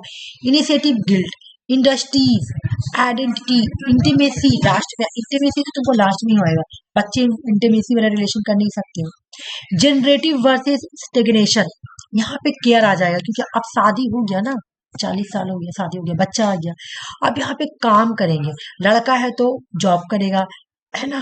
पेरेंट्सहुड, मम्मी पापा वाला रिलेशनशिप अब यहाँ बनाया जाएगा, यहाँ पे केयर वाला आ जाएगा, है ना। जनरेटिव वर्सेस स्टेग्नेशन, सीधा पीरियड आ जाएगा भाई यहाँ पे। अब चाहे लड़की हो या लड़का, लड़की है तो हाउस वाइफ बनेगी या तो जॉब करेगी, लड़का है तो बाहर काम करेगा, और साथ में उसको पेरेंट्स उड भी निभाना पड़ेगा, बच्चों का फादर बन के भी निभाना पड़ेगा, है ना। ईगो, इंट्रीगेटिव वर्सेस, एक मिनट को ये क्या दिया, ये क्यों ऊपर नहीं हो रहा बाबा। अब देखो ये आ गया ईगो इंट्रीगेटिव वर्सेस डिस्पायर आफ्टर रिटायरमेंट। ये हो गया ईगो इंट्रीगेटिव। तुम देखना जो ओल्ड एज वाले होते हैं उनके अंदर एक ईगो होता है, किस चीज का, कि मैं धूप में थोड़ी बाल पकाया हूँ, मैं जो, जब मतलब दो लोगों के बीच में बात हो रहा है, ठीक है, और जब कोई ओल्ड एज वाला आदमी आके बोला, तो बोल सब वो बोलेंगे कि मेरा ही बात मानो। क्यों? क्योंकि मैं ज्यादा बुरा हूँ, मैं तुमसे ज्यादा ही एक्सपीरियंस वाला हूँ, तो मैं पूरा दुनिया देखा हूँ, तो मेरा बात सही है। उनके अंदर एक ईगो होता है, ईगो इंट्रीगेटिव होता है। ठीक है, डिस्पायर ये कब होता है, आफ्टर रिटायरमेंट के बाद ज्यादा होता है। ये लोग अकलमंद तो होते ही, ये बात तो सही है, तो ये रिफ्लेक्शन भी होता है, इनकी बातों का रिफ्लेक्शन भी होता है। ठीक है, अब तुम क्वेश्चन सॉल्व करो तो उसके बाद तुमको समझ में आएगी।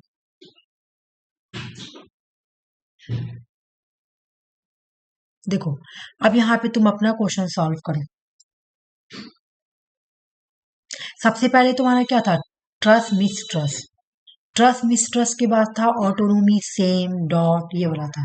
ठीक है, उसके बाद था तुम्हारा ये आइडेंटिटी, कॉन्फ्यूजन, लास्ट में तुम्हारा इंट्रीगेटी, है ना, सबसे लास्ट में इंट्रीगेटी था। तो अब क्वेश्चन सॉल्व करो।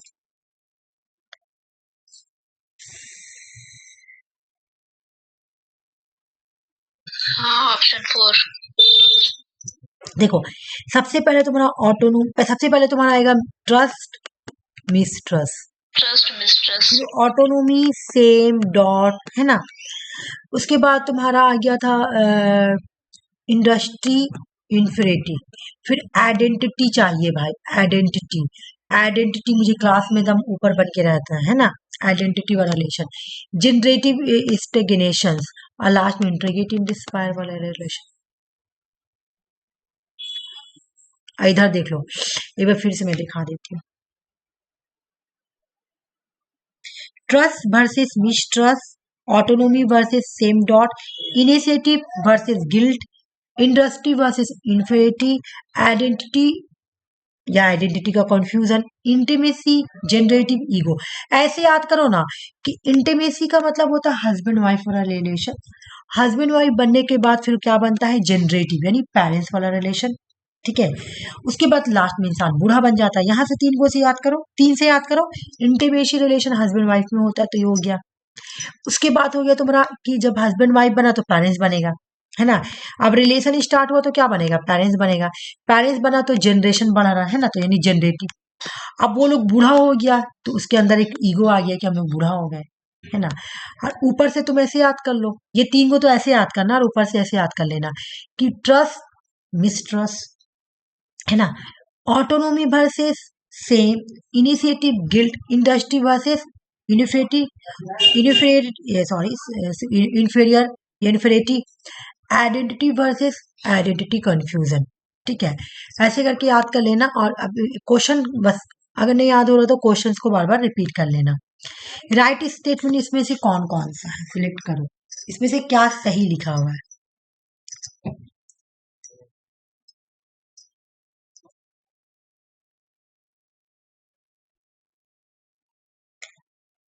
ओह,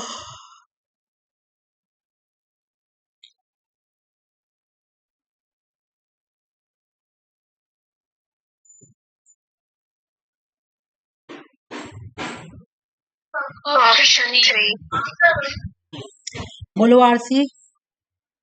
हाँ तो मैं बोले 3 नंबर। बिल्कुल ये सही तुम लोग बोली, बिल्कुल सही बोली,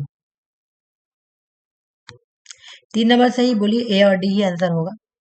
आर्टिकल 30 में क्या बोला, सॉरी आर्टिकल 21 में क्या बोला गया, फ्री एंड कंपलसरी एजुकेशन, सही बात है। माइनॉरिटी अपने एजुकेशन इंस्टीट्यूशन को स्टैब्लिश कर सकते हैं, आर्टिकल 30 में बोला गया है ना। जबकि यहाँ बोला गया राइट टू इन्फॉर्मेशन, आरटीआई बोला गया, आरटीआई आर्टिकल 91A के अंदर आता है। ये भी तुम लोग कर लो जी, मुझे जहां तक लग रहा है ये क्वेश्चन नेक्स्ट वाला। Lecture, demonstration, field trip, project.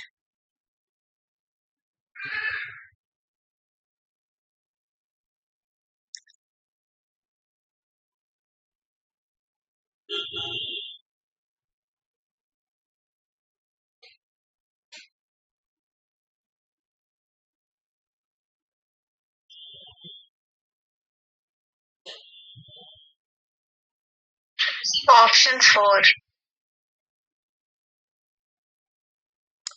ठीक है, बोलो आर से। लेक्चर, डिमॉन्स्ट्रेशन, बी का 3 तुम बनाई हो, प्रोवाइड एक्टिविटीज, ऑप्शन 1। चलो आ जाओ देखते किसका सही।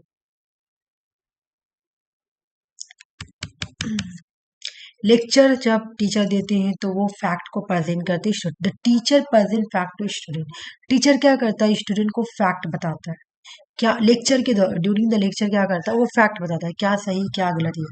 डिमॉन्स्ट्रेशंस का मतलब करके दिखाना, मैनुपुलेट करके दिखाना। डिमॉन्स्ट्रेशंस मतलब करके दिखाना, सोइंग, मैनुपुलेशन ऑफ ऑपरेशन। मैं क्या बोली कि मैं बोली तुम लोगों को कि जमीन के अंदर ग्रेविटी है, तो मुझे वो करके भी दिखाना पड़ेगा ना, तब तो बच्चे समझेंगे उसको। तो सो मैनिपुलेशन ऑफ ऑपरेशन, वो तुमको करके दिखाना पड़ेगा। डिमॉन्स्ट्रेशंस में करके दिखाते हैं, यानी अप्लाई करते हैं वो चीज को। मैंने सिर्फ बोला, अप्लाई करना या करके दिखाना, सोइंग करके दिखाना। ठीक है। फील्ड ट्रिप जो होता है, यहाँ डायरेक्ट एक्सपीरियंस किया जाता है रियल वर्ल्ड में। ठीक है। प्रोजेक्ट में क्या होता है तुम्हारा, प्रोजेक्ट में क्या होता है, प्रोवाइड पर्पसफुल एक्टिविटीज। अगर तुमको कोई प्रोजेक्ट दिया बनाने के लिए तो तुमको वहां पे एक्टिव होना पड़ेगा, पूरा पर्पस, पूरा तुमको अपना एक गोल बनाना पड़ेगा कि मुझे जैसे तुम लोग डिजर्टेशन बनाती हो तो डिजर्टेशन बनाने के लिए क्या करना पड़ता है, स्टूडेंट को पूरा इंगेज होना पड़ता है ना, पूरा एक्टिव होना पड़ता है, पूरा पर्पसफुली एक्टिव होना पड़ता है। ठीक है, तो आंसर तुम्हारा बी होगा, ए का 2 होगा, ठीक है, प्रेजेंट फैक्ट करना। लेक्चर मेथड में टीचर क्या करता है, स्टूडेंट को फैक्ट बताता है, डिमॉन्स्ट्रेशन में करके दिखाते हैं, ठीक है। और फील्ड ट्रिप में डायरेक्ट एक्सपीरियंस करते हैं। प्रोजेक्ट में क्या किया जाता है, एक्टिव होना पड़ता है, पार्टिसिपेशन करना पड़ता है, ताकि उसका रिजल्ट निकले, आउटकम्स आए। ये बताओ, the teaching which involve the teacher posing questions, ये मैं बहुत बार पढ़ाई हूँ बाबा। टीचर क्वेश्चन पूछ रहा है स्टूडेंट से, ठीक है, posing questions, teacher posing questions. Folding, बोलो आरसी। 3 नंबर। ये मैं बहुत बार पढ़ाई हूँ, scaffolding. Teacher posing question to student their time task, जब वो टास्क को सम करेगा तो टीचर क्या करता है, क्वेश्चन पूछता है। अच्छा, ये भी एग्जाम में क्वेश्चन आता है कि हिंट्स किस में देते हैं, तो यहाँ पे टीचर क्वेश्चन पूछ रहा है, ये बात तो सही है, लेकिन बीच बीच में वो सपोर्ट भी प्रोवाइड करता है, हिंट्स दे देगा, इस तरह से, ठीक है। ग्रेजुअली सोचता है कि स्टूडेंट का जो प्रॉब्लम है ना, वो gradually reducing help as the student become more competent, उसको मोर कॉम्पिटेंट करने के लिए ग्रेजुअली उसका जो प्रॉब्लम है उसको रिड्यूस करने की कोशिश करता है, तो उसके स्कोप फोल्डिंग बोलते हैं। In the right instruction technology for understanding level of teaching, यहाँ पे तुमको मे भी समझ में आए, मतलब अंडरस्टैंडिंग लेवल को इसमें समझाने के लिए right instructional technology for the understanding level teaching, बोले कि अंडरस्टैंडिंग लेवल ऑफ टीचिंग के लिए इंस्ट्रक्शनल टेक्नोलॉजी इसमें से कौन सा राइट है। हम तुम लोग पढ़ाए थे ना, अंडरस्टैंडिंग लेवल, रिफ्लेक्टिव लेवल, ठीक है। तो अंडरस्टैंडिंग लेवल समझाने के लिए इसमें से हम लोग क्या यूज कर सकते हैं, कौन सा, क्या सेल्फ इंस्ट्रक्शन, खुद को, प्रोग्राम्ड इंस्ट्रक्शन, या लीनियर, बस समझाते जा रहे, या ब्रांचिंग, अंडरस्टैंडिंग। लीनियर तो बस एक लाइन में हो गया ना सुषमा। अंडरस्टैंडिंग में हम लोग क्या करते हैं, रिलेशनशिप करके बताते हैं, एनालिसिस करते हैं, एग्जांपल देते हैं, रिलेशनशिप हाँ एग्जांपल। रिलेशनशिप देते हैं। ये ब्रांचिंग हो गया, ब्रांचिंग, आंसर ब्रांचिंग होगा। अच्छा, ब्रांचिंग जो प्रोग्राम इंस्ट्रक्शन है, ये एक अंडरस्टैंडिंग लेवल ऑफ टीचिंग है, क्योंकि यहाँ पे इंडिविजुअल लर्नर को अडॉप्ट करता है। यहाँ पे हम लोग क्या करते हैं, उन लोगों को डीप मिसकम्प्रहेंसिव तरीके से समझाते हैं, सिर्फ याद नहीं कराते, मेमोराइज नहीं कराते हैं, बल्कि समझाते हैं, दो चीज के बीच में रिलेशनशिप बताते हैं, पॉजिटिव निगेटिव बताते हैं, अच्छे से अंडरस्टैंड करते हैं।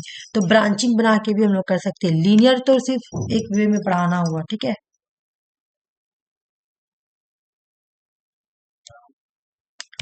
अरेंज करो। अच्छा, बी यहाँ पे आ गया, तो यहाँ पे बी लिखते हैं। सबसे पहले arrange the components of the teaching process in order occurrence initial to final. Teaching process का इसमें से कंपोनेंट पहले क्या आएगा, पहले क्या आएगा, उसके बाद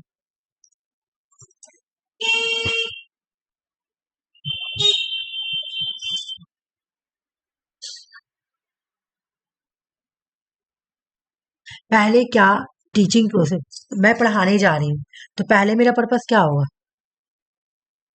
option 3, option 3।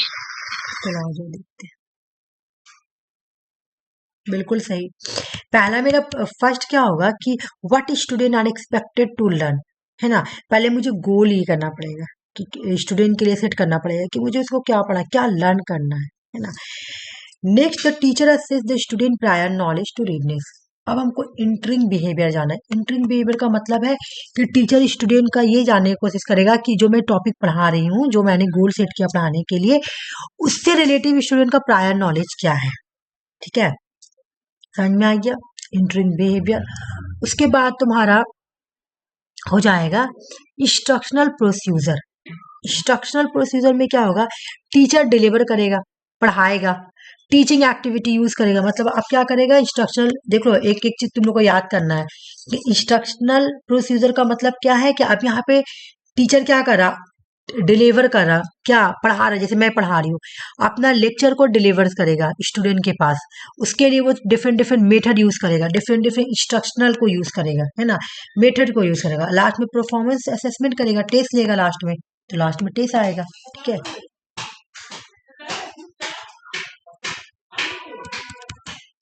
Role of teacher personality is very important. क्या यह आइडियलिज्म है, तो क्या ये स्टेटमेंट सही लिखा हुआ है, राइट है।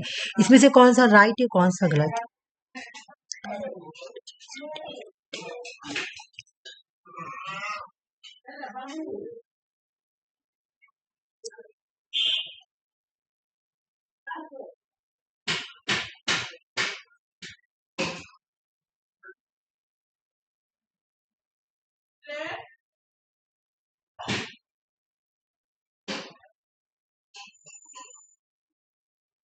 ऑप्शन 4।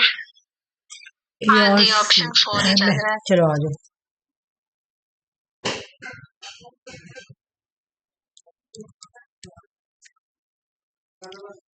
ऑप्शन 4 यानी ए तुम लोग का सही हुआ है ना खाली। Role of teacher personality is very important, ये आइडियलिज्म है। टीचर का रोल, टीचर का जो पर्सनालिटी है, पर्सनालिटी का जो रोल है वो बहुत, ये आइडियलिज्म है। क्योंकि टीचर का पर्सनालिटी से क्या रिलेटिव, तो ये बिल्कुल आइडियलिज्म है। ठीक है, जैसे यहाँ पर emphasis the role of teacher personality as a very important shaping student का कैरेक्टर एंड इंटेलेक्ट, ये है करेक्ट है, लेकिन आइडियलिज्म में ये सही है, बोले ये एक आइडियलिज्म है। ठीक है, focus on experience and activity teacher personality limited important, B is so B is a correct, मतलब pragmatism. Role of teacher personality is, टीचर का जो रोल है वो लिमिटेड इंपॉर्टेंट है प्रैग्मेटिज्म के लिए। आइडियलिज्म अलग हो गया, प्रैग्मेटिज्म अलग हो गया। ठीक है ना, जैसे आइडियलिज्म हो गया प्लेटो को तुम देखो, वो उस तरह का थिंकर को हम लोग आइडियलिज्म बोलेंगे। तो प्लेटो ने भी एडुकेशन के बारे में बोला है, तो वो लोग बोलते हैं कि टीचर का पर्सनैलिटी का रोल बहुत इंपॉर्टेंट है, जो ऐसा बोलता है वो आइडियलिज्म है। जो बोलता है कि टीचर का रोल का, टीचर की पर्सनैलिटी का रोल बहुत इंपॉर्टेंट है, वो आइडियलिज्म में सही है। प्रैग्मेटिज्म वाले बोलते हैं कि टीचर का पर्सनैलिटी का रोल जो है वो लिमिटेड इंपॉर्टेंट है। ठीक है, तो ये भी बोल रहा है कि सही है। ठीक है, ये भी सही है। प्रैग्मेटिज्म एक्सपीरियंस पे बेस्ड है, किस पे बेस्ड है, एक्सपीरियंस पे। ठीक है, तो प्रैग्मेटिज्म वाले एक्सपीरियंस पे बेस है, तो वो बोलेंगे कि टीचर के पर्सनैलिटी का रोल उतना इंपॉर्टेंट, टीचर के पर्सनैलिटी के लिए उतना इंपॉर्टेंट नहीं है पढ़ाई में, है ना, उतना इंपॉर्टेंट नहीं है, ये बोल रहा प्रैग्मेटिज्म, क्योंकि ये एक्सपीरियंस पे भी बिलीव करता है। आइडियलिज्म वैल्यू, वैल्यू नॉर्म्स पे बिलीव करती है, तो वो बोला कि टीचर की पर्सनैलिटी बहुत इंपॉर्टेंट है, ये आइडियलिज्म वाले बोल रहे हैं। तो ये टीचर की पर्सनैलिटी को इंपॉर्टेंस दे रहे हैं, और प्रैग्मेटिज्म वाले जो है वो कम इंपॉर्टेंट दे रहे हैं, वो भी दे रहे हैं लेकिन लिमिटेड इंपॉर्टेंस दे रहे हैं। सी में लिखा हुआ है कि ये बहुत ही इंपॉर्टेंट दे रहे हैं, जो कि गलत है, क्योंकि ये आइडियलिज्म वाले इंपॉर्टेंट दे रहे हैं, तो इसलिए सी गलत हो गया। Role of teacher personalism not a limited important, naturalism वाले बोले कि नहीं, इनका कोई लिमिटेड है ही नहीं है। ठीक है, ये सारा ही बीएड वाला क्वेश्चन है, बीएड में सारा ही आइडियलिज्म, प्रैग्मेटिज्म, नेचुरलिज्म का डेफिनेशन है। ठीक है, बोले कि learning according to nature and child का, चाइल्ड लर्निंग जो है चाइल्ड के इंसिस्टिक से, मतलब अंदर से आना चाहिए, इनर क्वालिटी से आना चाहिए, ये नेचुरलिज्म वाले बोल रहे हैं। ठीक है ना, तो टीचर का पर्सनैलिटी पे यहाँ कोई इंपॉर्टेंट मायने रखता ही नहीं है। ठीक है, तो नेचुरलिज्म वाले ये नहीं बोलते, तो डी भी गलत है तुम्हारा, सिर्फ ए और बी। याद रखना, आइडियलिज्म वाले टीचर की पर्सनैलिटी को बोलते हैं कि बहुत इंपॉर्टेंट है, और प्रैग्मेटिज्म वाले बोलते हैं कि लिमिटेड इंपॉर्टेंट है, और नेचुरलिज्म वाले तो कुछ भी नहीं बोलते। तो ए और बी हो गया। ये करो, ये तो तुम लोगों का पढ़ाया हुआ है, सारा ही पढ़ाया हुआ है। पीएसपी को मैं रिसर्च में पढ़ाई थी, पीएसपी को मैं रिसर्च में फुल फॉर्म में पढ़ाई थी।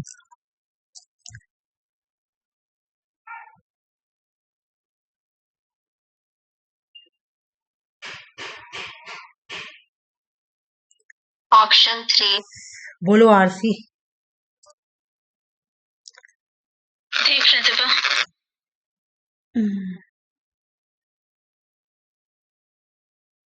यहाँ 3 नंबर। हाँ देखो भाई, सारा पढ़ा हुआ है। 4 क्वाड्रिलेटर्स ऑफ लर्निंग किस में बोला गया था, मॉक बोलो या स्वयं बोलो। एकेडमिक क्रेडिट और bank new NP education policy में मैं पढ़ाई हूँ। सॉफ्टवेयर पैकेज स्टैटिकल एनालिसिस के लिए क्या है, पीएसपी पढ़ाया हुआ है, सारा ही पढ़ाया हुआ है। हाँ, जिसको कि एसपीएसएस भी बोलते हैं ना। हाँ, और यूट्यूब हो गया तो multi sensory approach of learning. इस बार सेट में क्वेश्चन आया हुआ था, यूट्यूब, ट्विटर आया था और ना, इंस्टाग्राम सब मैं तुम लोगों को को करवाई दी सटाना थी। था। हाँ, मैं तुम लोगों को करवाई। हम देखे वो वाला क्वेश्चन। अच्छा, ये हाँ, क्वेश्चन थोड़ा, देखे इस बार का। ये क्वेश्चन थोड़ा हट करे, ये समझना। सोशल साइंस का क्वेश्चन भी इजी लगा, हाँ, और पेपर 1 हम ठीक से उतना नहीं देखे, पॉल साइंस इजी लग रहा था। हाँ तो हाँ क्वेश्चन अच्छा था, अच्छा से तुम लोग सब हम पढ़ना लोग का पढ़ा हुआ था। है ना, पढ़ा हुआ, चलो अच्छा बात है। अकॉर्डिंग टू ब्लूम का कैप, कैप का मतलब क्या होगा, कॉग्निटिव, इफेक्टिव और साइकोमोटर, ठीक है। कैप का मतलब होगा कॉग्निटिव, इफेक्टिव एंड साइकोमोटर, ठीक है। क्लासिफिकेशन ऑफ एजुकेशन, क्वेश्चन समझना, बोला एजुकेशन का जो ऑब्जेक्टिव्स है, तो इसके जो कैप के अंदर जो साइकोमोटर डोमेन है, साइकोमोटर डोमेन का एग्जांपल पूछ रहा, क्वेश्चन घुमा दिया, ठीक है। कुछ क्वेश्चन इससे पूछा है, डायरेक्ट पूछा है कि अगर तुम कुछ भी नहीं पढ़ोगी, खाली यहाँ पूछा साइको डोमेन का एग्जांपल इनमें से कौन सा है, साइको डोमेन।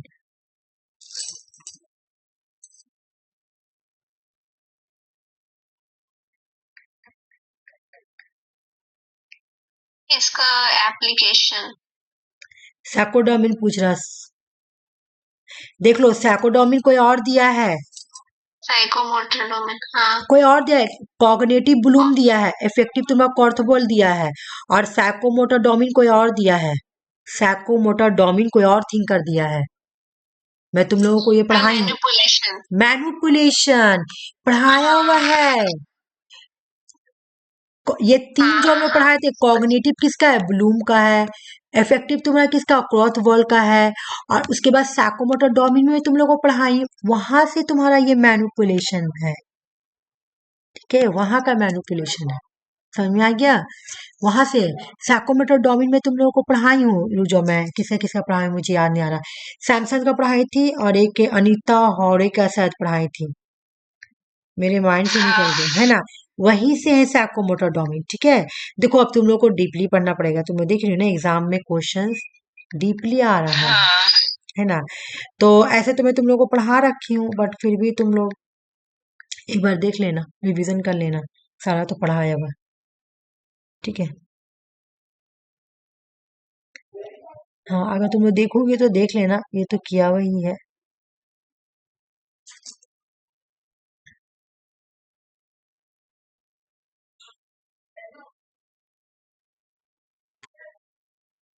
ये बढ़ाओ, वर्बल एसोसिएशन लर्निंग, ये मैं सुषमा लोग को नहीं पढ़ाई हूँ, लेकिन आरसी को पढ़ाई हूँ ये वाला। verbal association learning was proposed by,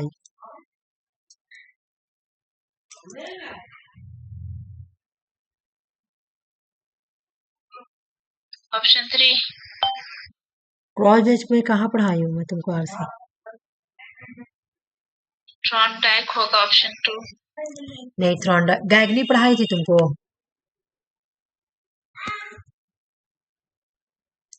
वो येलो कलर का था वो,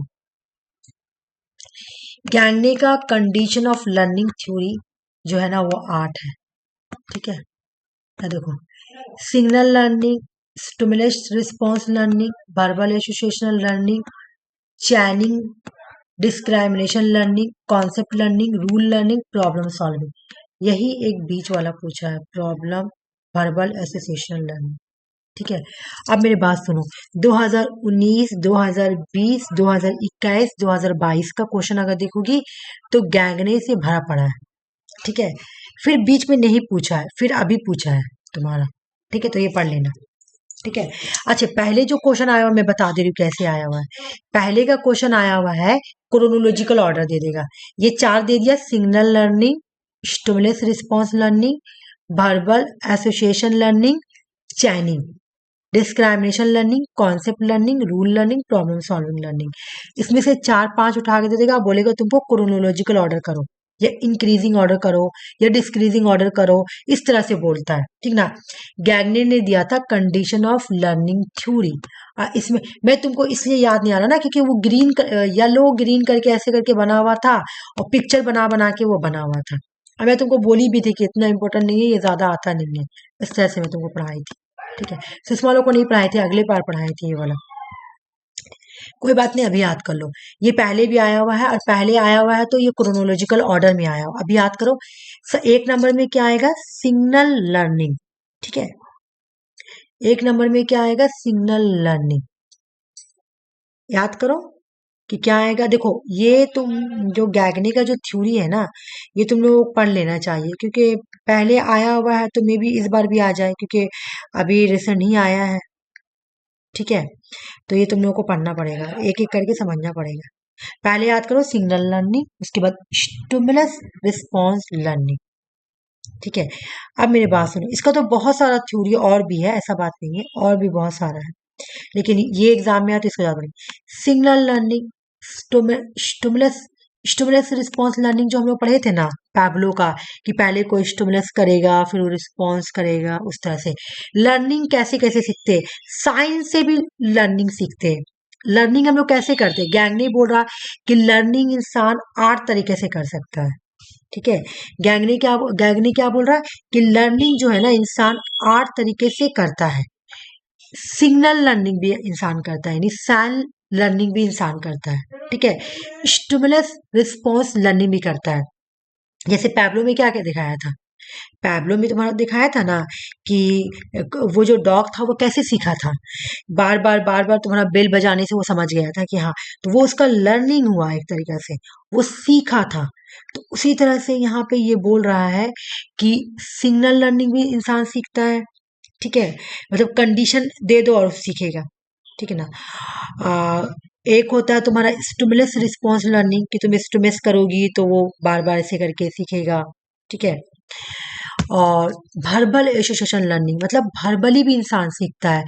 चैनिंग लर्निंग, डिस्क्राइमिनेशन कर करके, हर चीज को अलग कर करके डिस्क्रिमिनेट कर करके लर्निंग सीखेगा। कॉन्सेप्ट लर्निंग, इंसान पहले कॉन्सेप्ट को समझेगा, इस तरह से लर्निंग सीखेगा। ठीक है, ये कौन बोल रहा है, गैंग नहीं बोल रहा है। ठीक है, तुम लोगों को समझ में आ रहा है कि नहीं, पहले ये बात बताओ मुझे, समझ में आ रहा है। हाँ। देखो ये इसलिए मैं तुम लोगों को बार बार पढ़ा रही हूँ ना, क्योंकि ये एग्जाम में आ चुका है, पहले भी आया है, और अभी तुम लोग देख ही रही है कि आया हुआ है। ठीक है, तो पहले जो आया है वो तुम्हारा इसमें आया है, मतलब कि क्रोनोलॉजिकल ऑर्डर में आया है। अभी थोड़ा डिफरेंट टाइप का पूछ लिया है, वो अलग बात है। ठीक है, चलो फिर उसके बाद पढ़ रहे हैं रूल लर्निंग, प्रॉब्लम सॉल्विंग। तो लास्ट में क्या आ रहा तुम्हारा, प्रॉब्लम सॉल्विंग आ रहा, लास्ट में क्या आ रहा, प्रॉब्लम सॉल्विंग। इसका और भी है, इसका और भी तुम पढ़ोगी ना, मैं वो भी पढ़ाई थी आरसी को, कि पहले अटेंशन गेन करना, उसके बाद इनफॉर्मल लर्निंग, ये सब उतना इम्पोर्टेंट नहीं था, तुमने इतना फोकस नहीं की थी, लेकिन देखो आया हुआ है तो पढ़ना पड़ रहा। ठीक है, तो कम से कम ये 8 वाले याद कर लेना, signal learning, stimulus response, verbal, chaining, discrimination, concept, rule learning, problem solving. ठीक है, और ये जो प्रॉब्लम सॉल्विंग है ये सबसे लास्ट में आएगा, अगर क्रोनोलॉजिकल ऑर्डर आएगा तो इस तरह से याद कर लेना।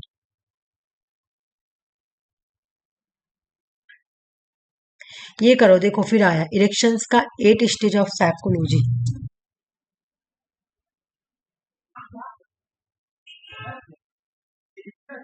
ऑप्शन 3। अच्छे, बोलो आरसी, तुम बोलो।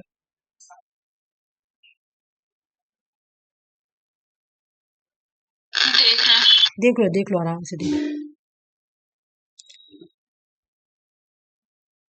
पहले क्या करता बच्चा, मैं बताई थी, पहले बच्चा क्या करता, बच्चा पैदा हुआ तो पहले क्या किया,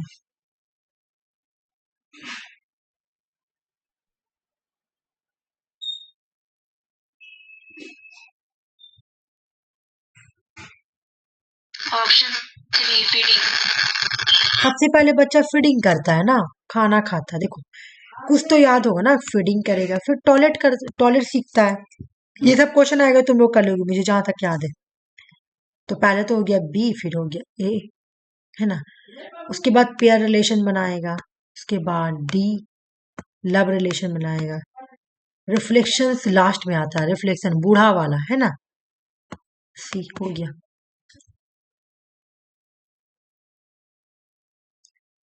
तुम लोग आंसर सही था, ये करो।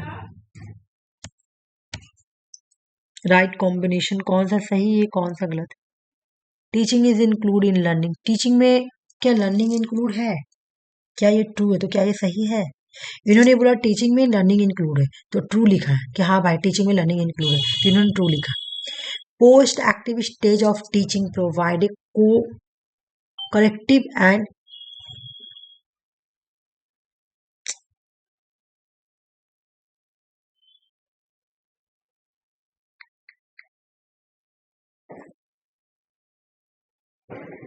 भैया आपका आवाज नहीं आ रहा। नहीं मैं कुछ बोल नहीं रही हूँ, मैं बोल रही हूँ इसका देखने के लिए कि इसका क्या अच्छा होगा। अच्छा अच्छा। अच्छा देखो, अच्छे से समझो फिर उसके बाद देना।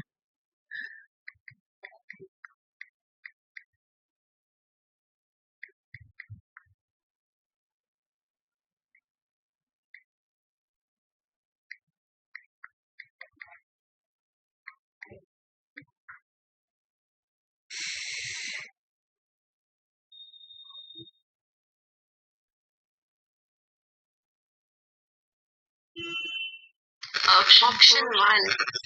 हमको वन। दोनों वन बोली। हाँ जो सही है। हम फोर बोल दिए। अच्छे समझो, देखते ये तो सही होगा ना। Teaching is include and learning. मैं तुम्हें वो टीचिंग करी तो मैं लर्निंग भी कर रही हूँ ना, सीख भी रही हूँ। मैं सीख भी रही हूँ। लर्निंग एक ब्रॉडर कॉन्सेप्ट है। कितना प्रोफेसर लोग भी पढ़ाता है तो सुनो लर्निंग करता है, वो लोग सीखता भी है। तो ये तो ट्रू है, बिल्कुल सही है। टीचिंग में इंक्लूड होता है लर्निंग। ठीक है, ये बिल्कुल सही है। हाँ, ये इन्होंने सही लिखा है। Post active state of teaching provide corrective and remedial scope of teaching. बोले कि जो पोस्ट एक्टिव स्टेज है टीचिंग का, मतलब जो खत्म हो गया, ठीक है, वहां पे अपना जब टीचिंग खत्म हो गया, टीचिंग का जो ये स्टेज था वो खत्म हो गया, तब वो अपना करेक्टिव करता है। वो अपना जो रिमिडियल स्कोप है वो सब वो क्या करता है, ठीक करता है। ठीक है, और लिखा है फॉल्स, ये गलत है, बोला फॉल्स। हालांकि ये ट्रू होना चाहिए। क्यों? क्योंकि बोला कि incorrect, because post active state does provide corrective and remedial measures. करता है सही, ये बात सही है। जैसे मैं अभी पढ़ा के चल गई, मैं पढ़ा ली, तुम लोगों को क्लास करवा दी, मुझसे कुछ हो सके मिस्टेक हो चुका होगा, होता भी होगा, कोई ठीक नहीं, तो मैं बाद में उसको करेक्ट करूंगी ना, दूसरे दिन वो सही करूंगी। प्रोनाउंसिएशन भी बहुत सारा प्रॉब्लम हो जाता है कभी कभी, तो मैं एक दिन की, मुझे गलत हुआ, तो कल से मैं प्रोनाउंसिएशन को ठीक करूंगी। तो पोस्ट एक्टिव टीचिंग में इंसान अपने आप को करता है, करेक्टिव करता है पढ़ाने के बाद। मैं आज कुछ और पढ़ा रही हूँ, कल कुछ और पढ़ा रही हूँ, है ना। इन्होंने लिखा फॉल्स, तो ये गलत होगा, बल्कि इन्होंने अगर ट्रू लिखा तो ये सही होता, तो ये तो भी नहीं होगा। ठीक है, बोला post active stage of teaching provide corrective and remedial school of teaching. बिल्कुल, जब टीचिंग हो जाता है, पोस्ट पोस्ट स्टेज मतलब मैंने पढ़ा दिया, ठीक है, क्लास खत्म हो गया। क्लास खत्म होने के बाद मैं अपने माइंड में लाऊंगी कि मुझसे कुछ आज गलती हुआ है क्या, पढ़ाने में कुछ अच्छे से समझा नहीं पाई हूँ क्या, क्यों नहीं समझा पाई हूँ अच्छे से, चलो मैं मैं उस चीज को और इम्प्रूव करूँ, कल जो टॉपिक पढ़ाऊंगी मुझे और अच्छे से समझाना है। तो ये तो होता ही है ना। तो ये इसलिए गलत हो गया। यहाँ पर टीचिंग में इंक्लूड होता है लर्निंग, ये गलत है, ये गलत होगा भाई, या तो ट्रू होना चाहिए ना, तो इसलिए ये रॉन्ग हो गया। Post active stage of teaching provide corrective and remedial scope of teaching. बिल्कुल ट्रू भाई, सही। पढ़ाने के बाद टीचर अपना जो भी करेक्टिव गलती रहता है वो सही कर लेता है। ऐसा दुनिया में कोई इंसान नहीं जिसे गलती नहीं होता, होता होगा, सबसे होता है, तो फिर सही कर लेता है। ठीक है,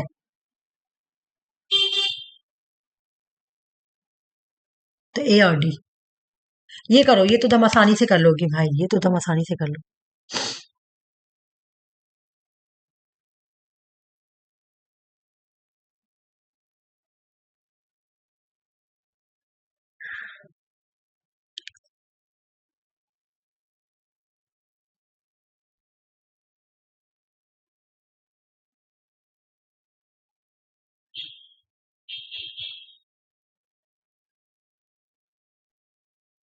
तुम लोग ना इसको रिवीजन कर लेना, मतलब बस हो गया कंप्लीट। ऑप्शन।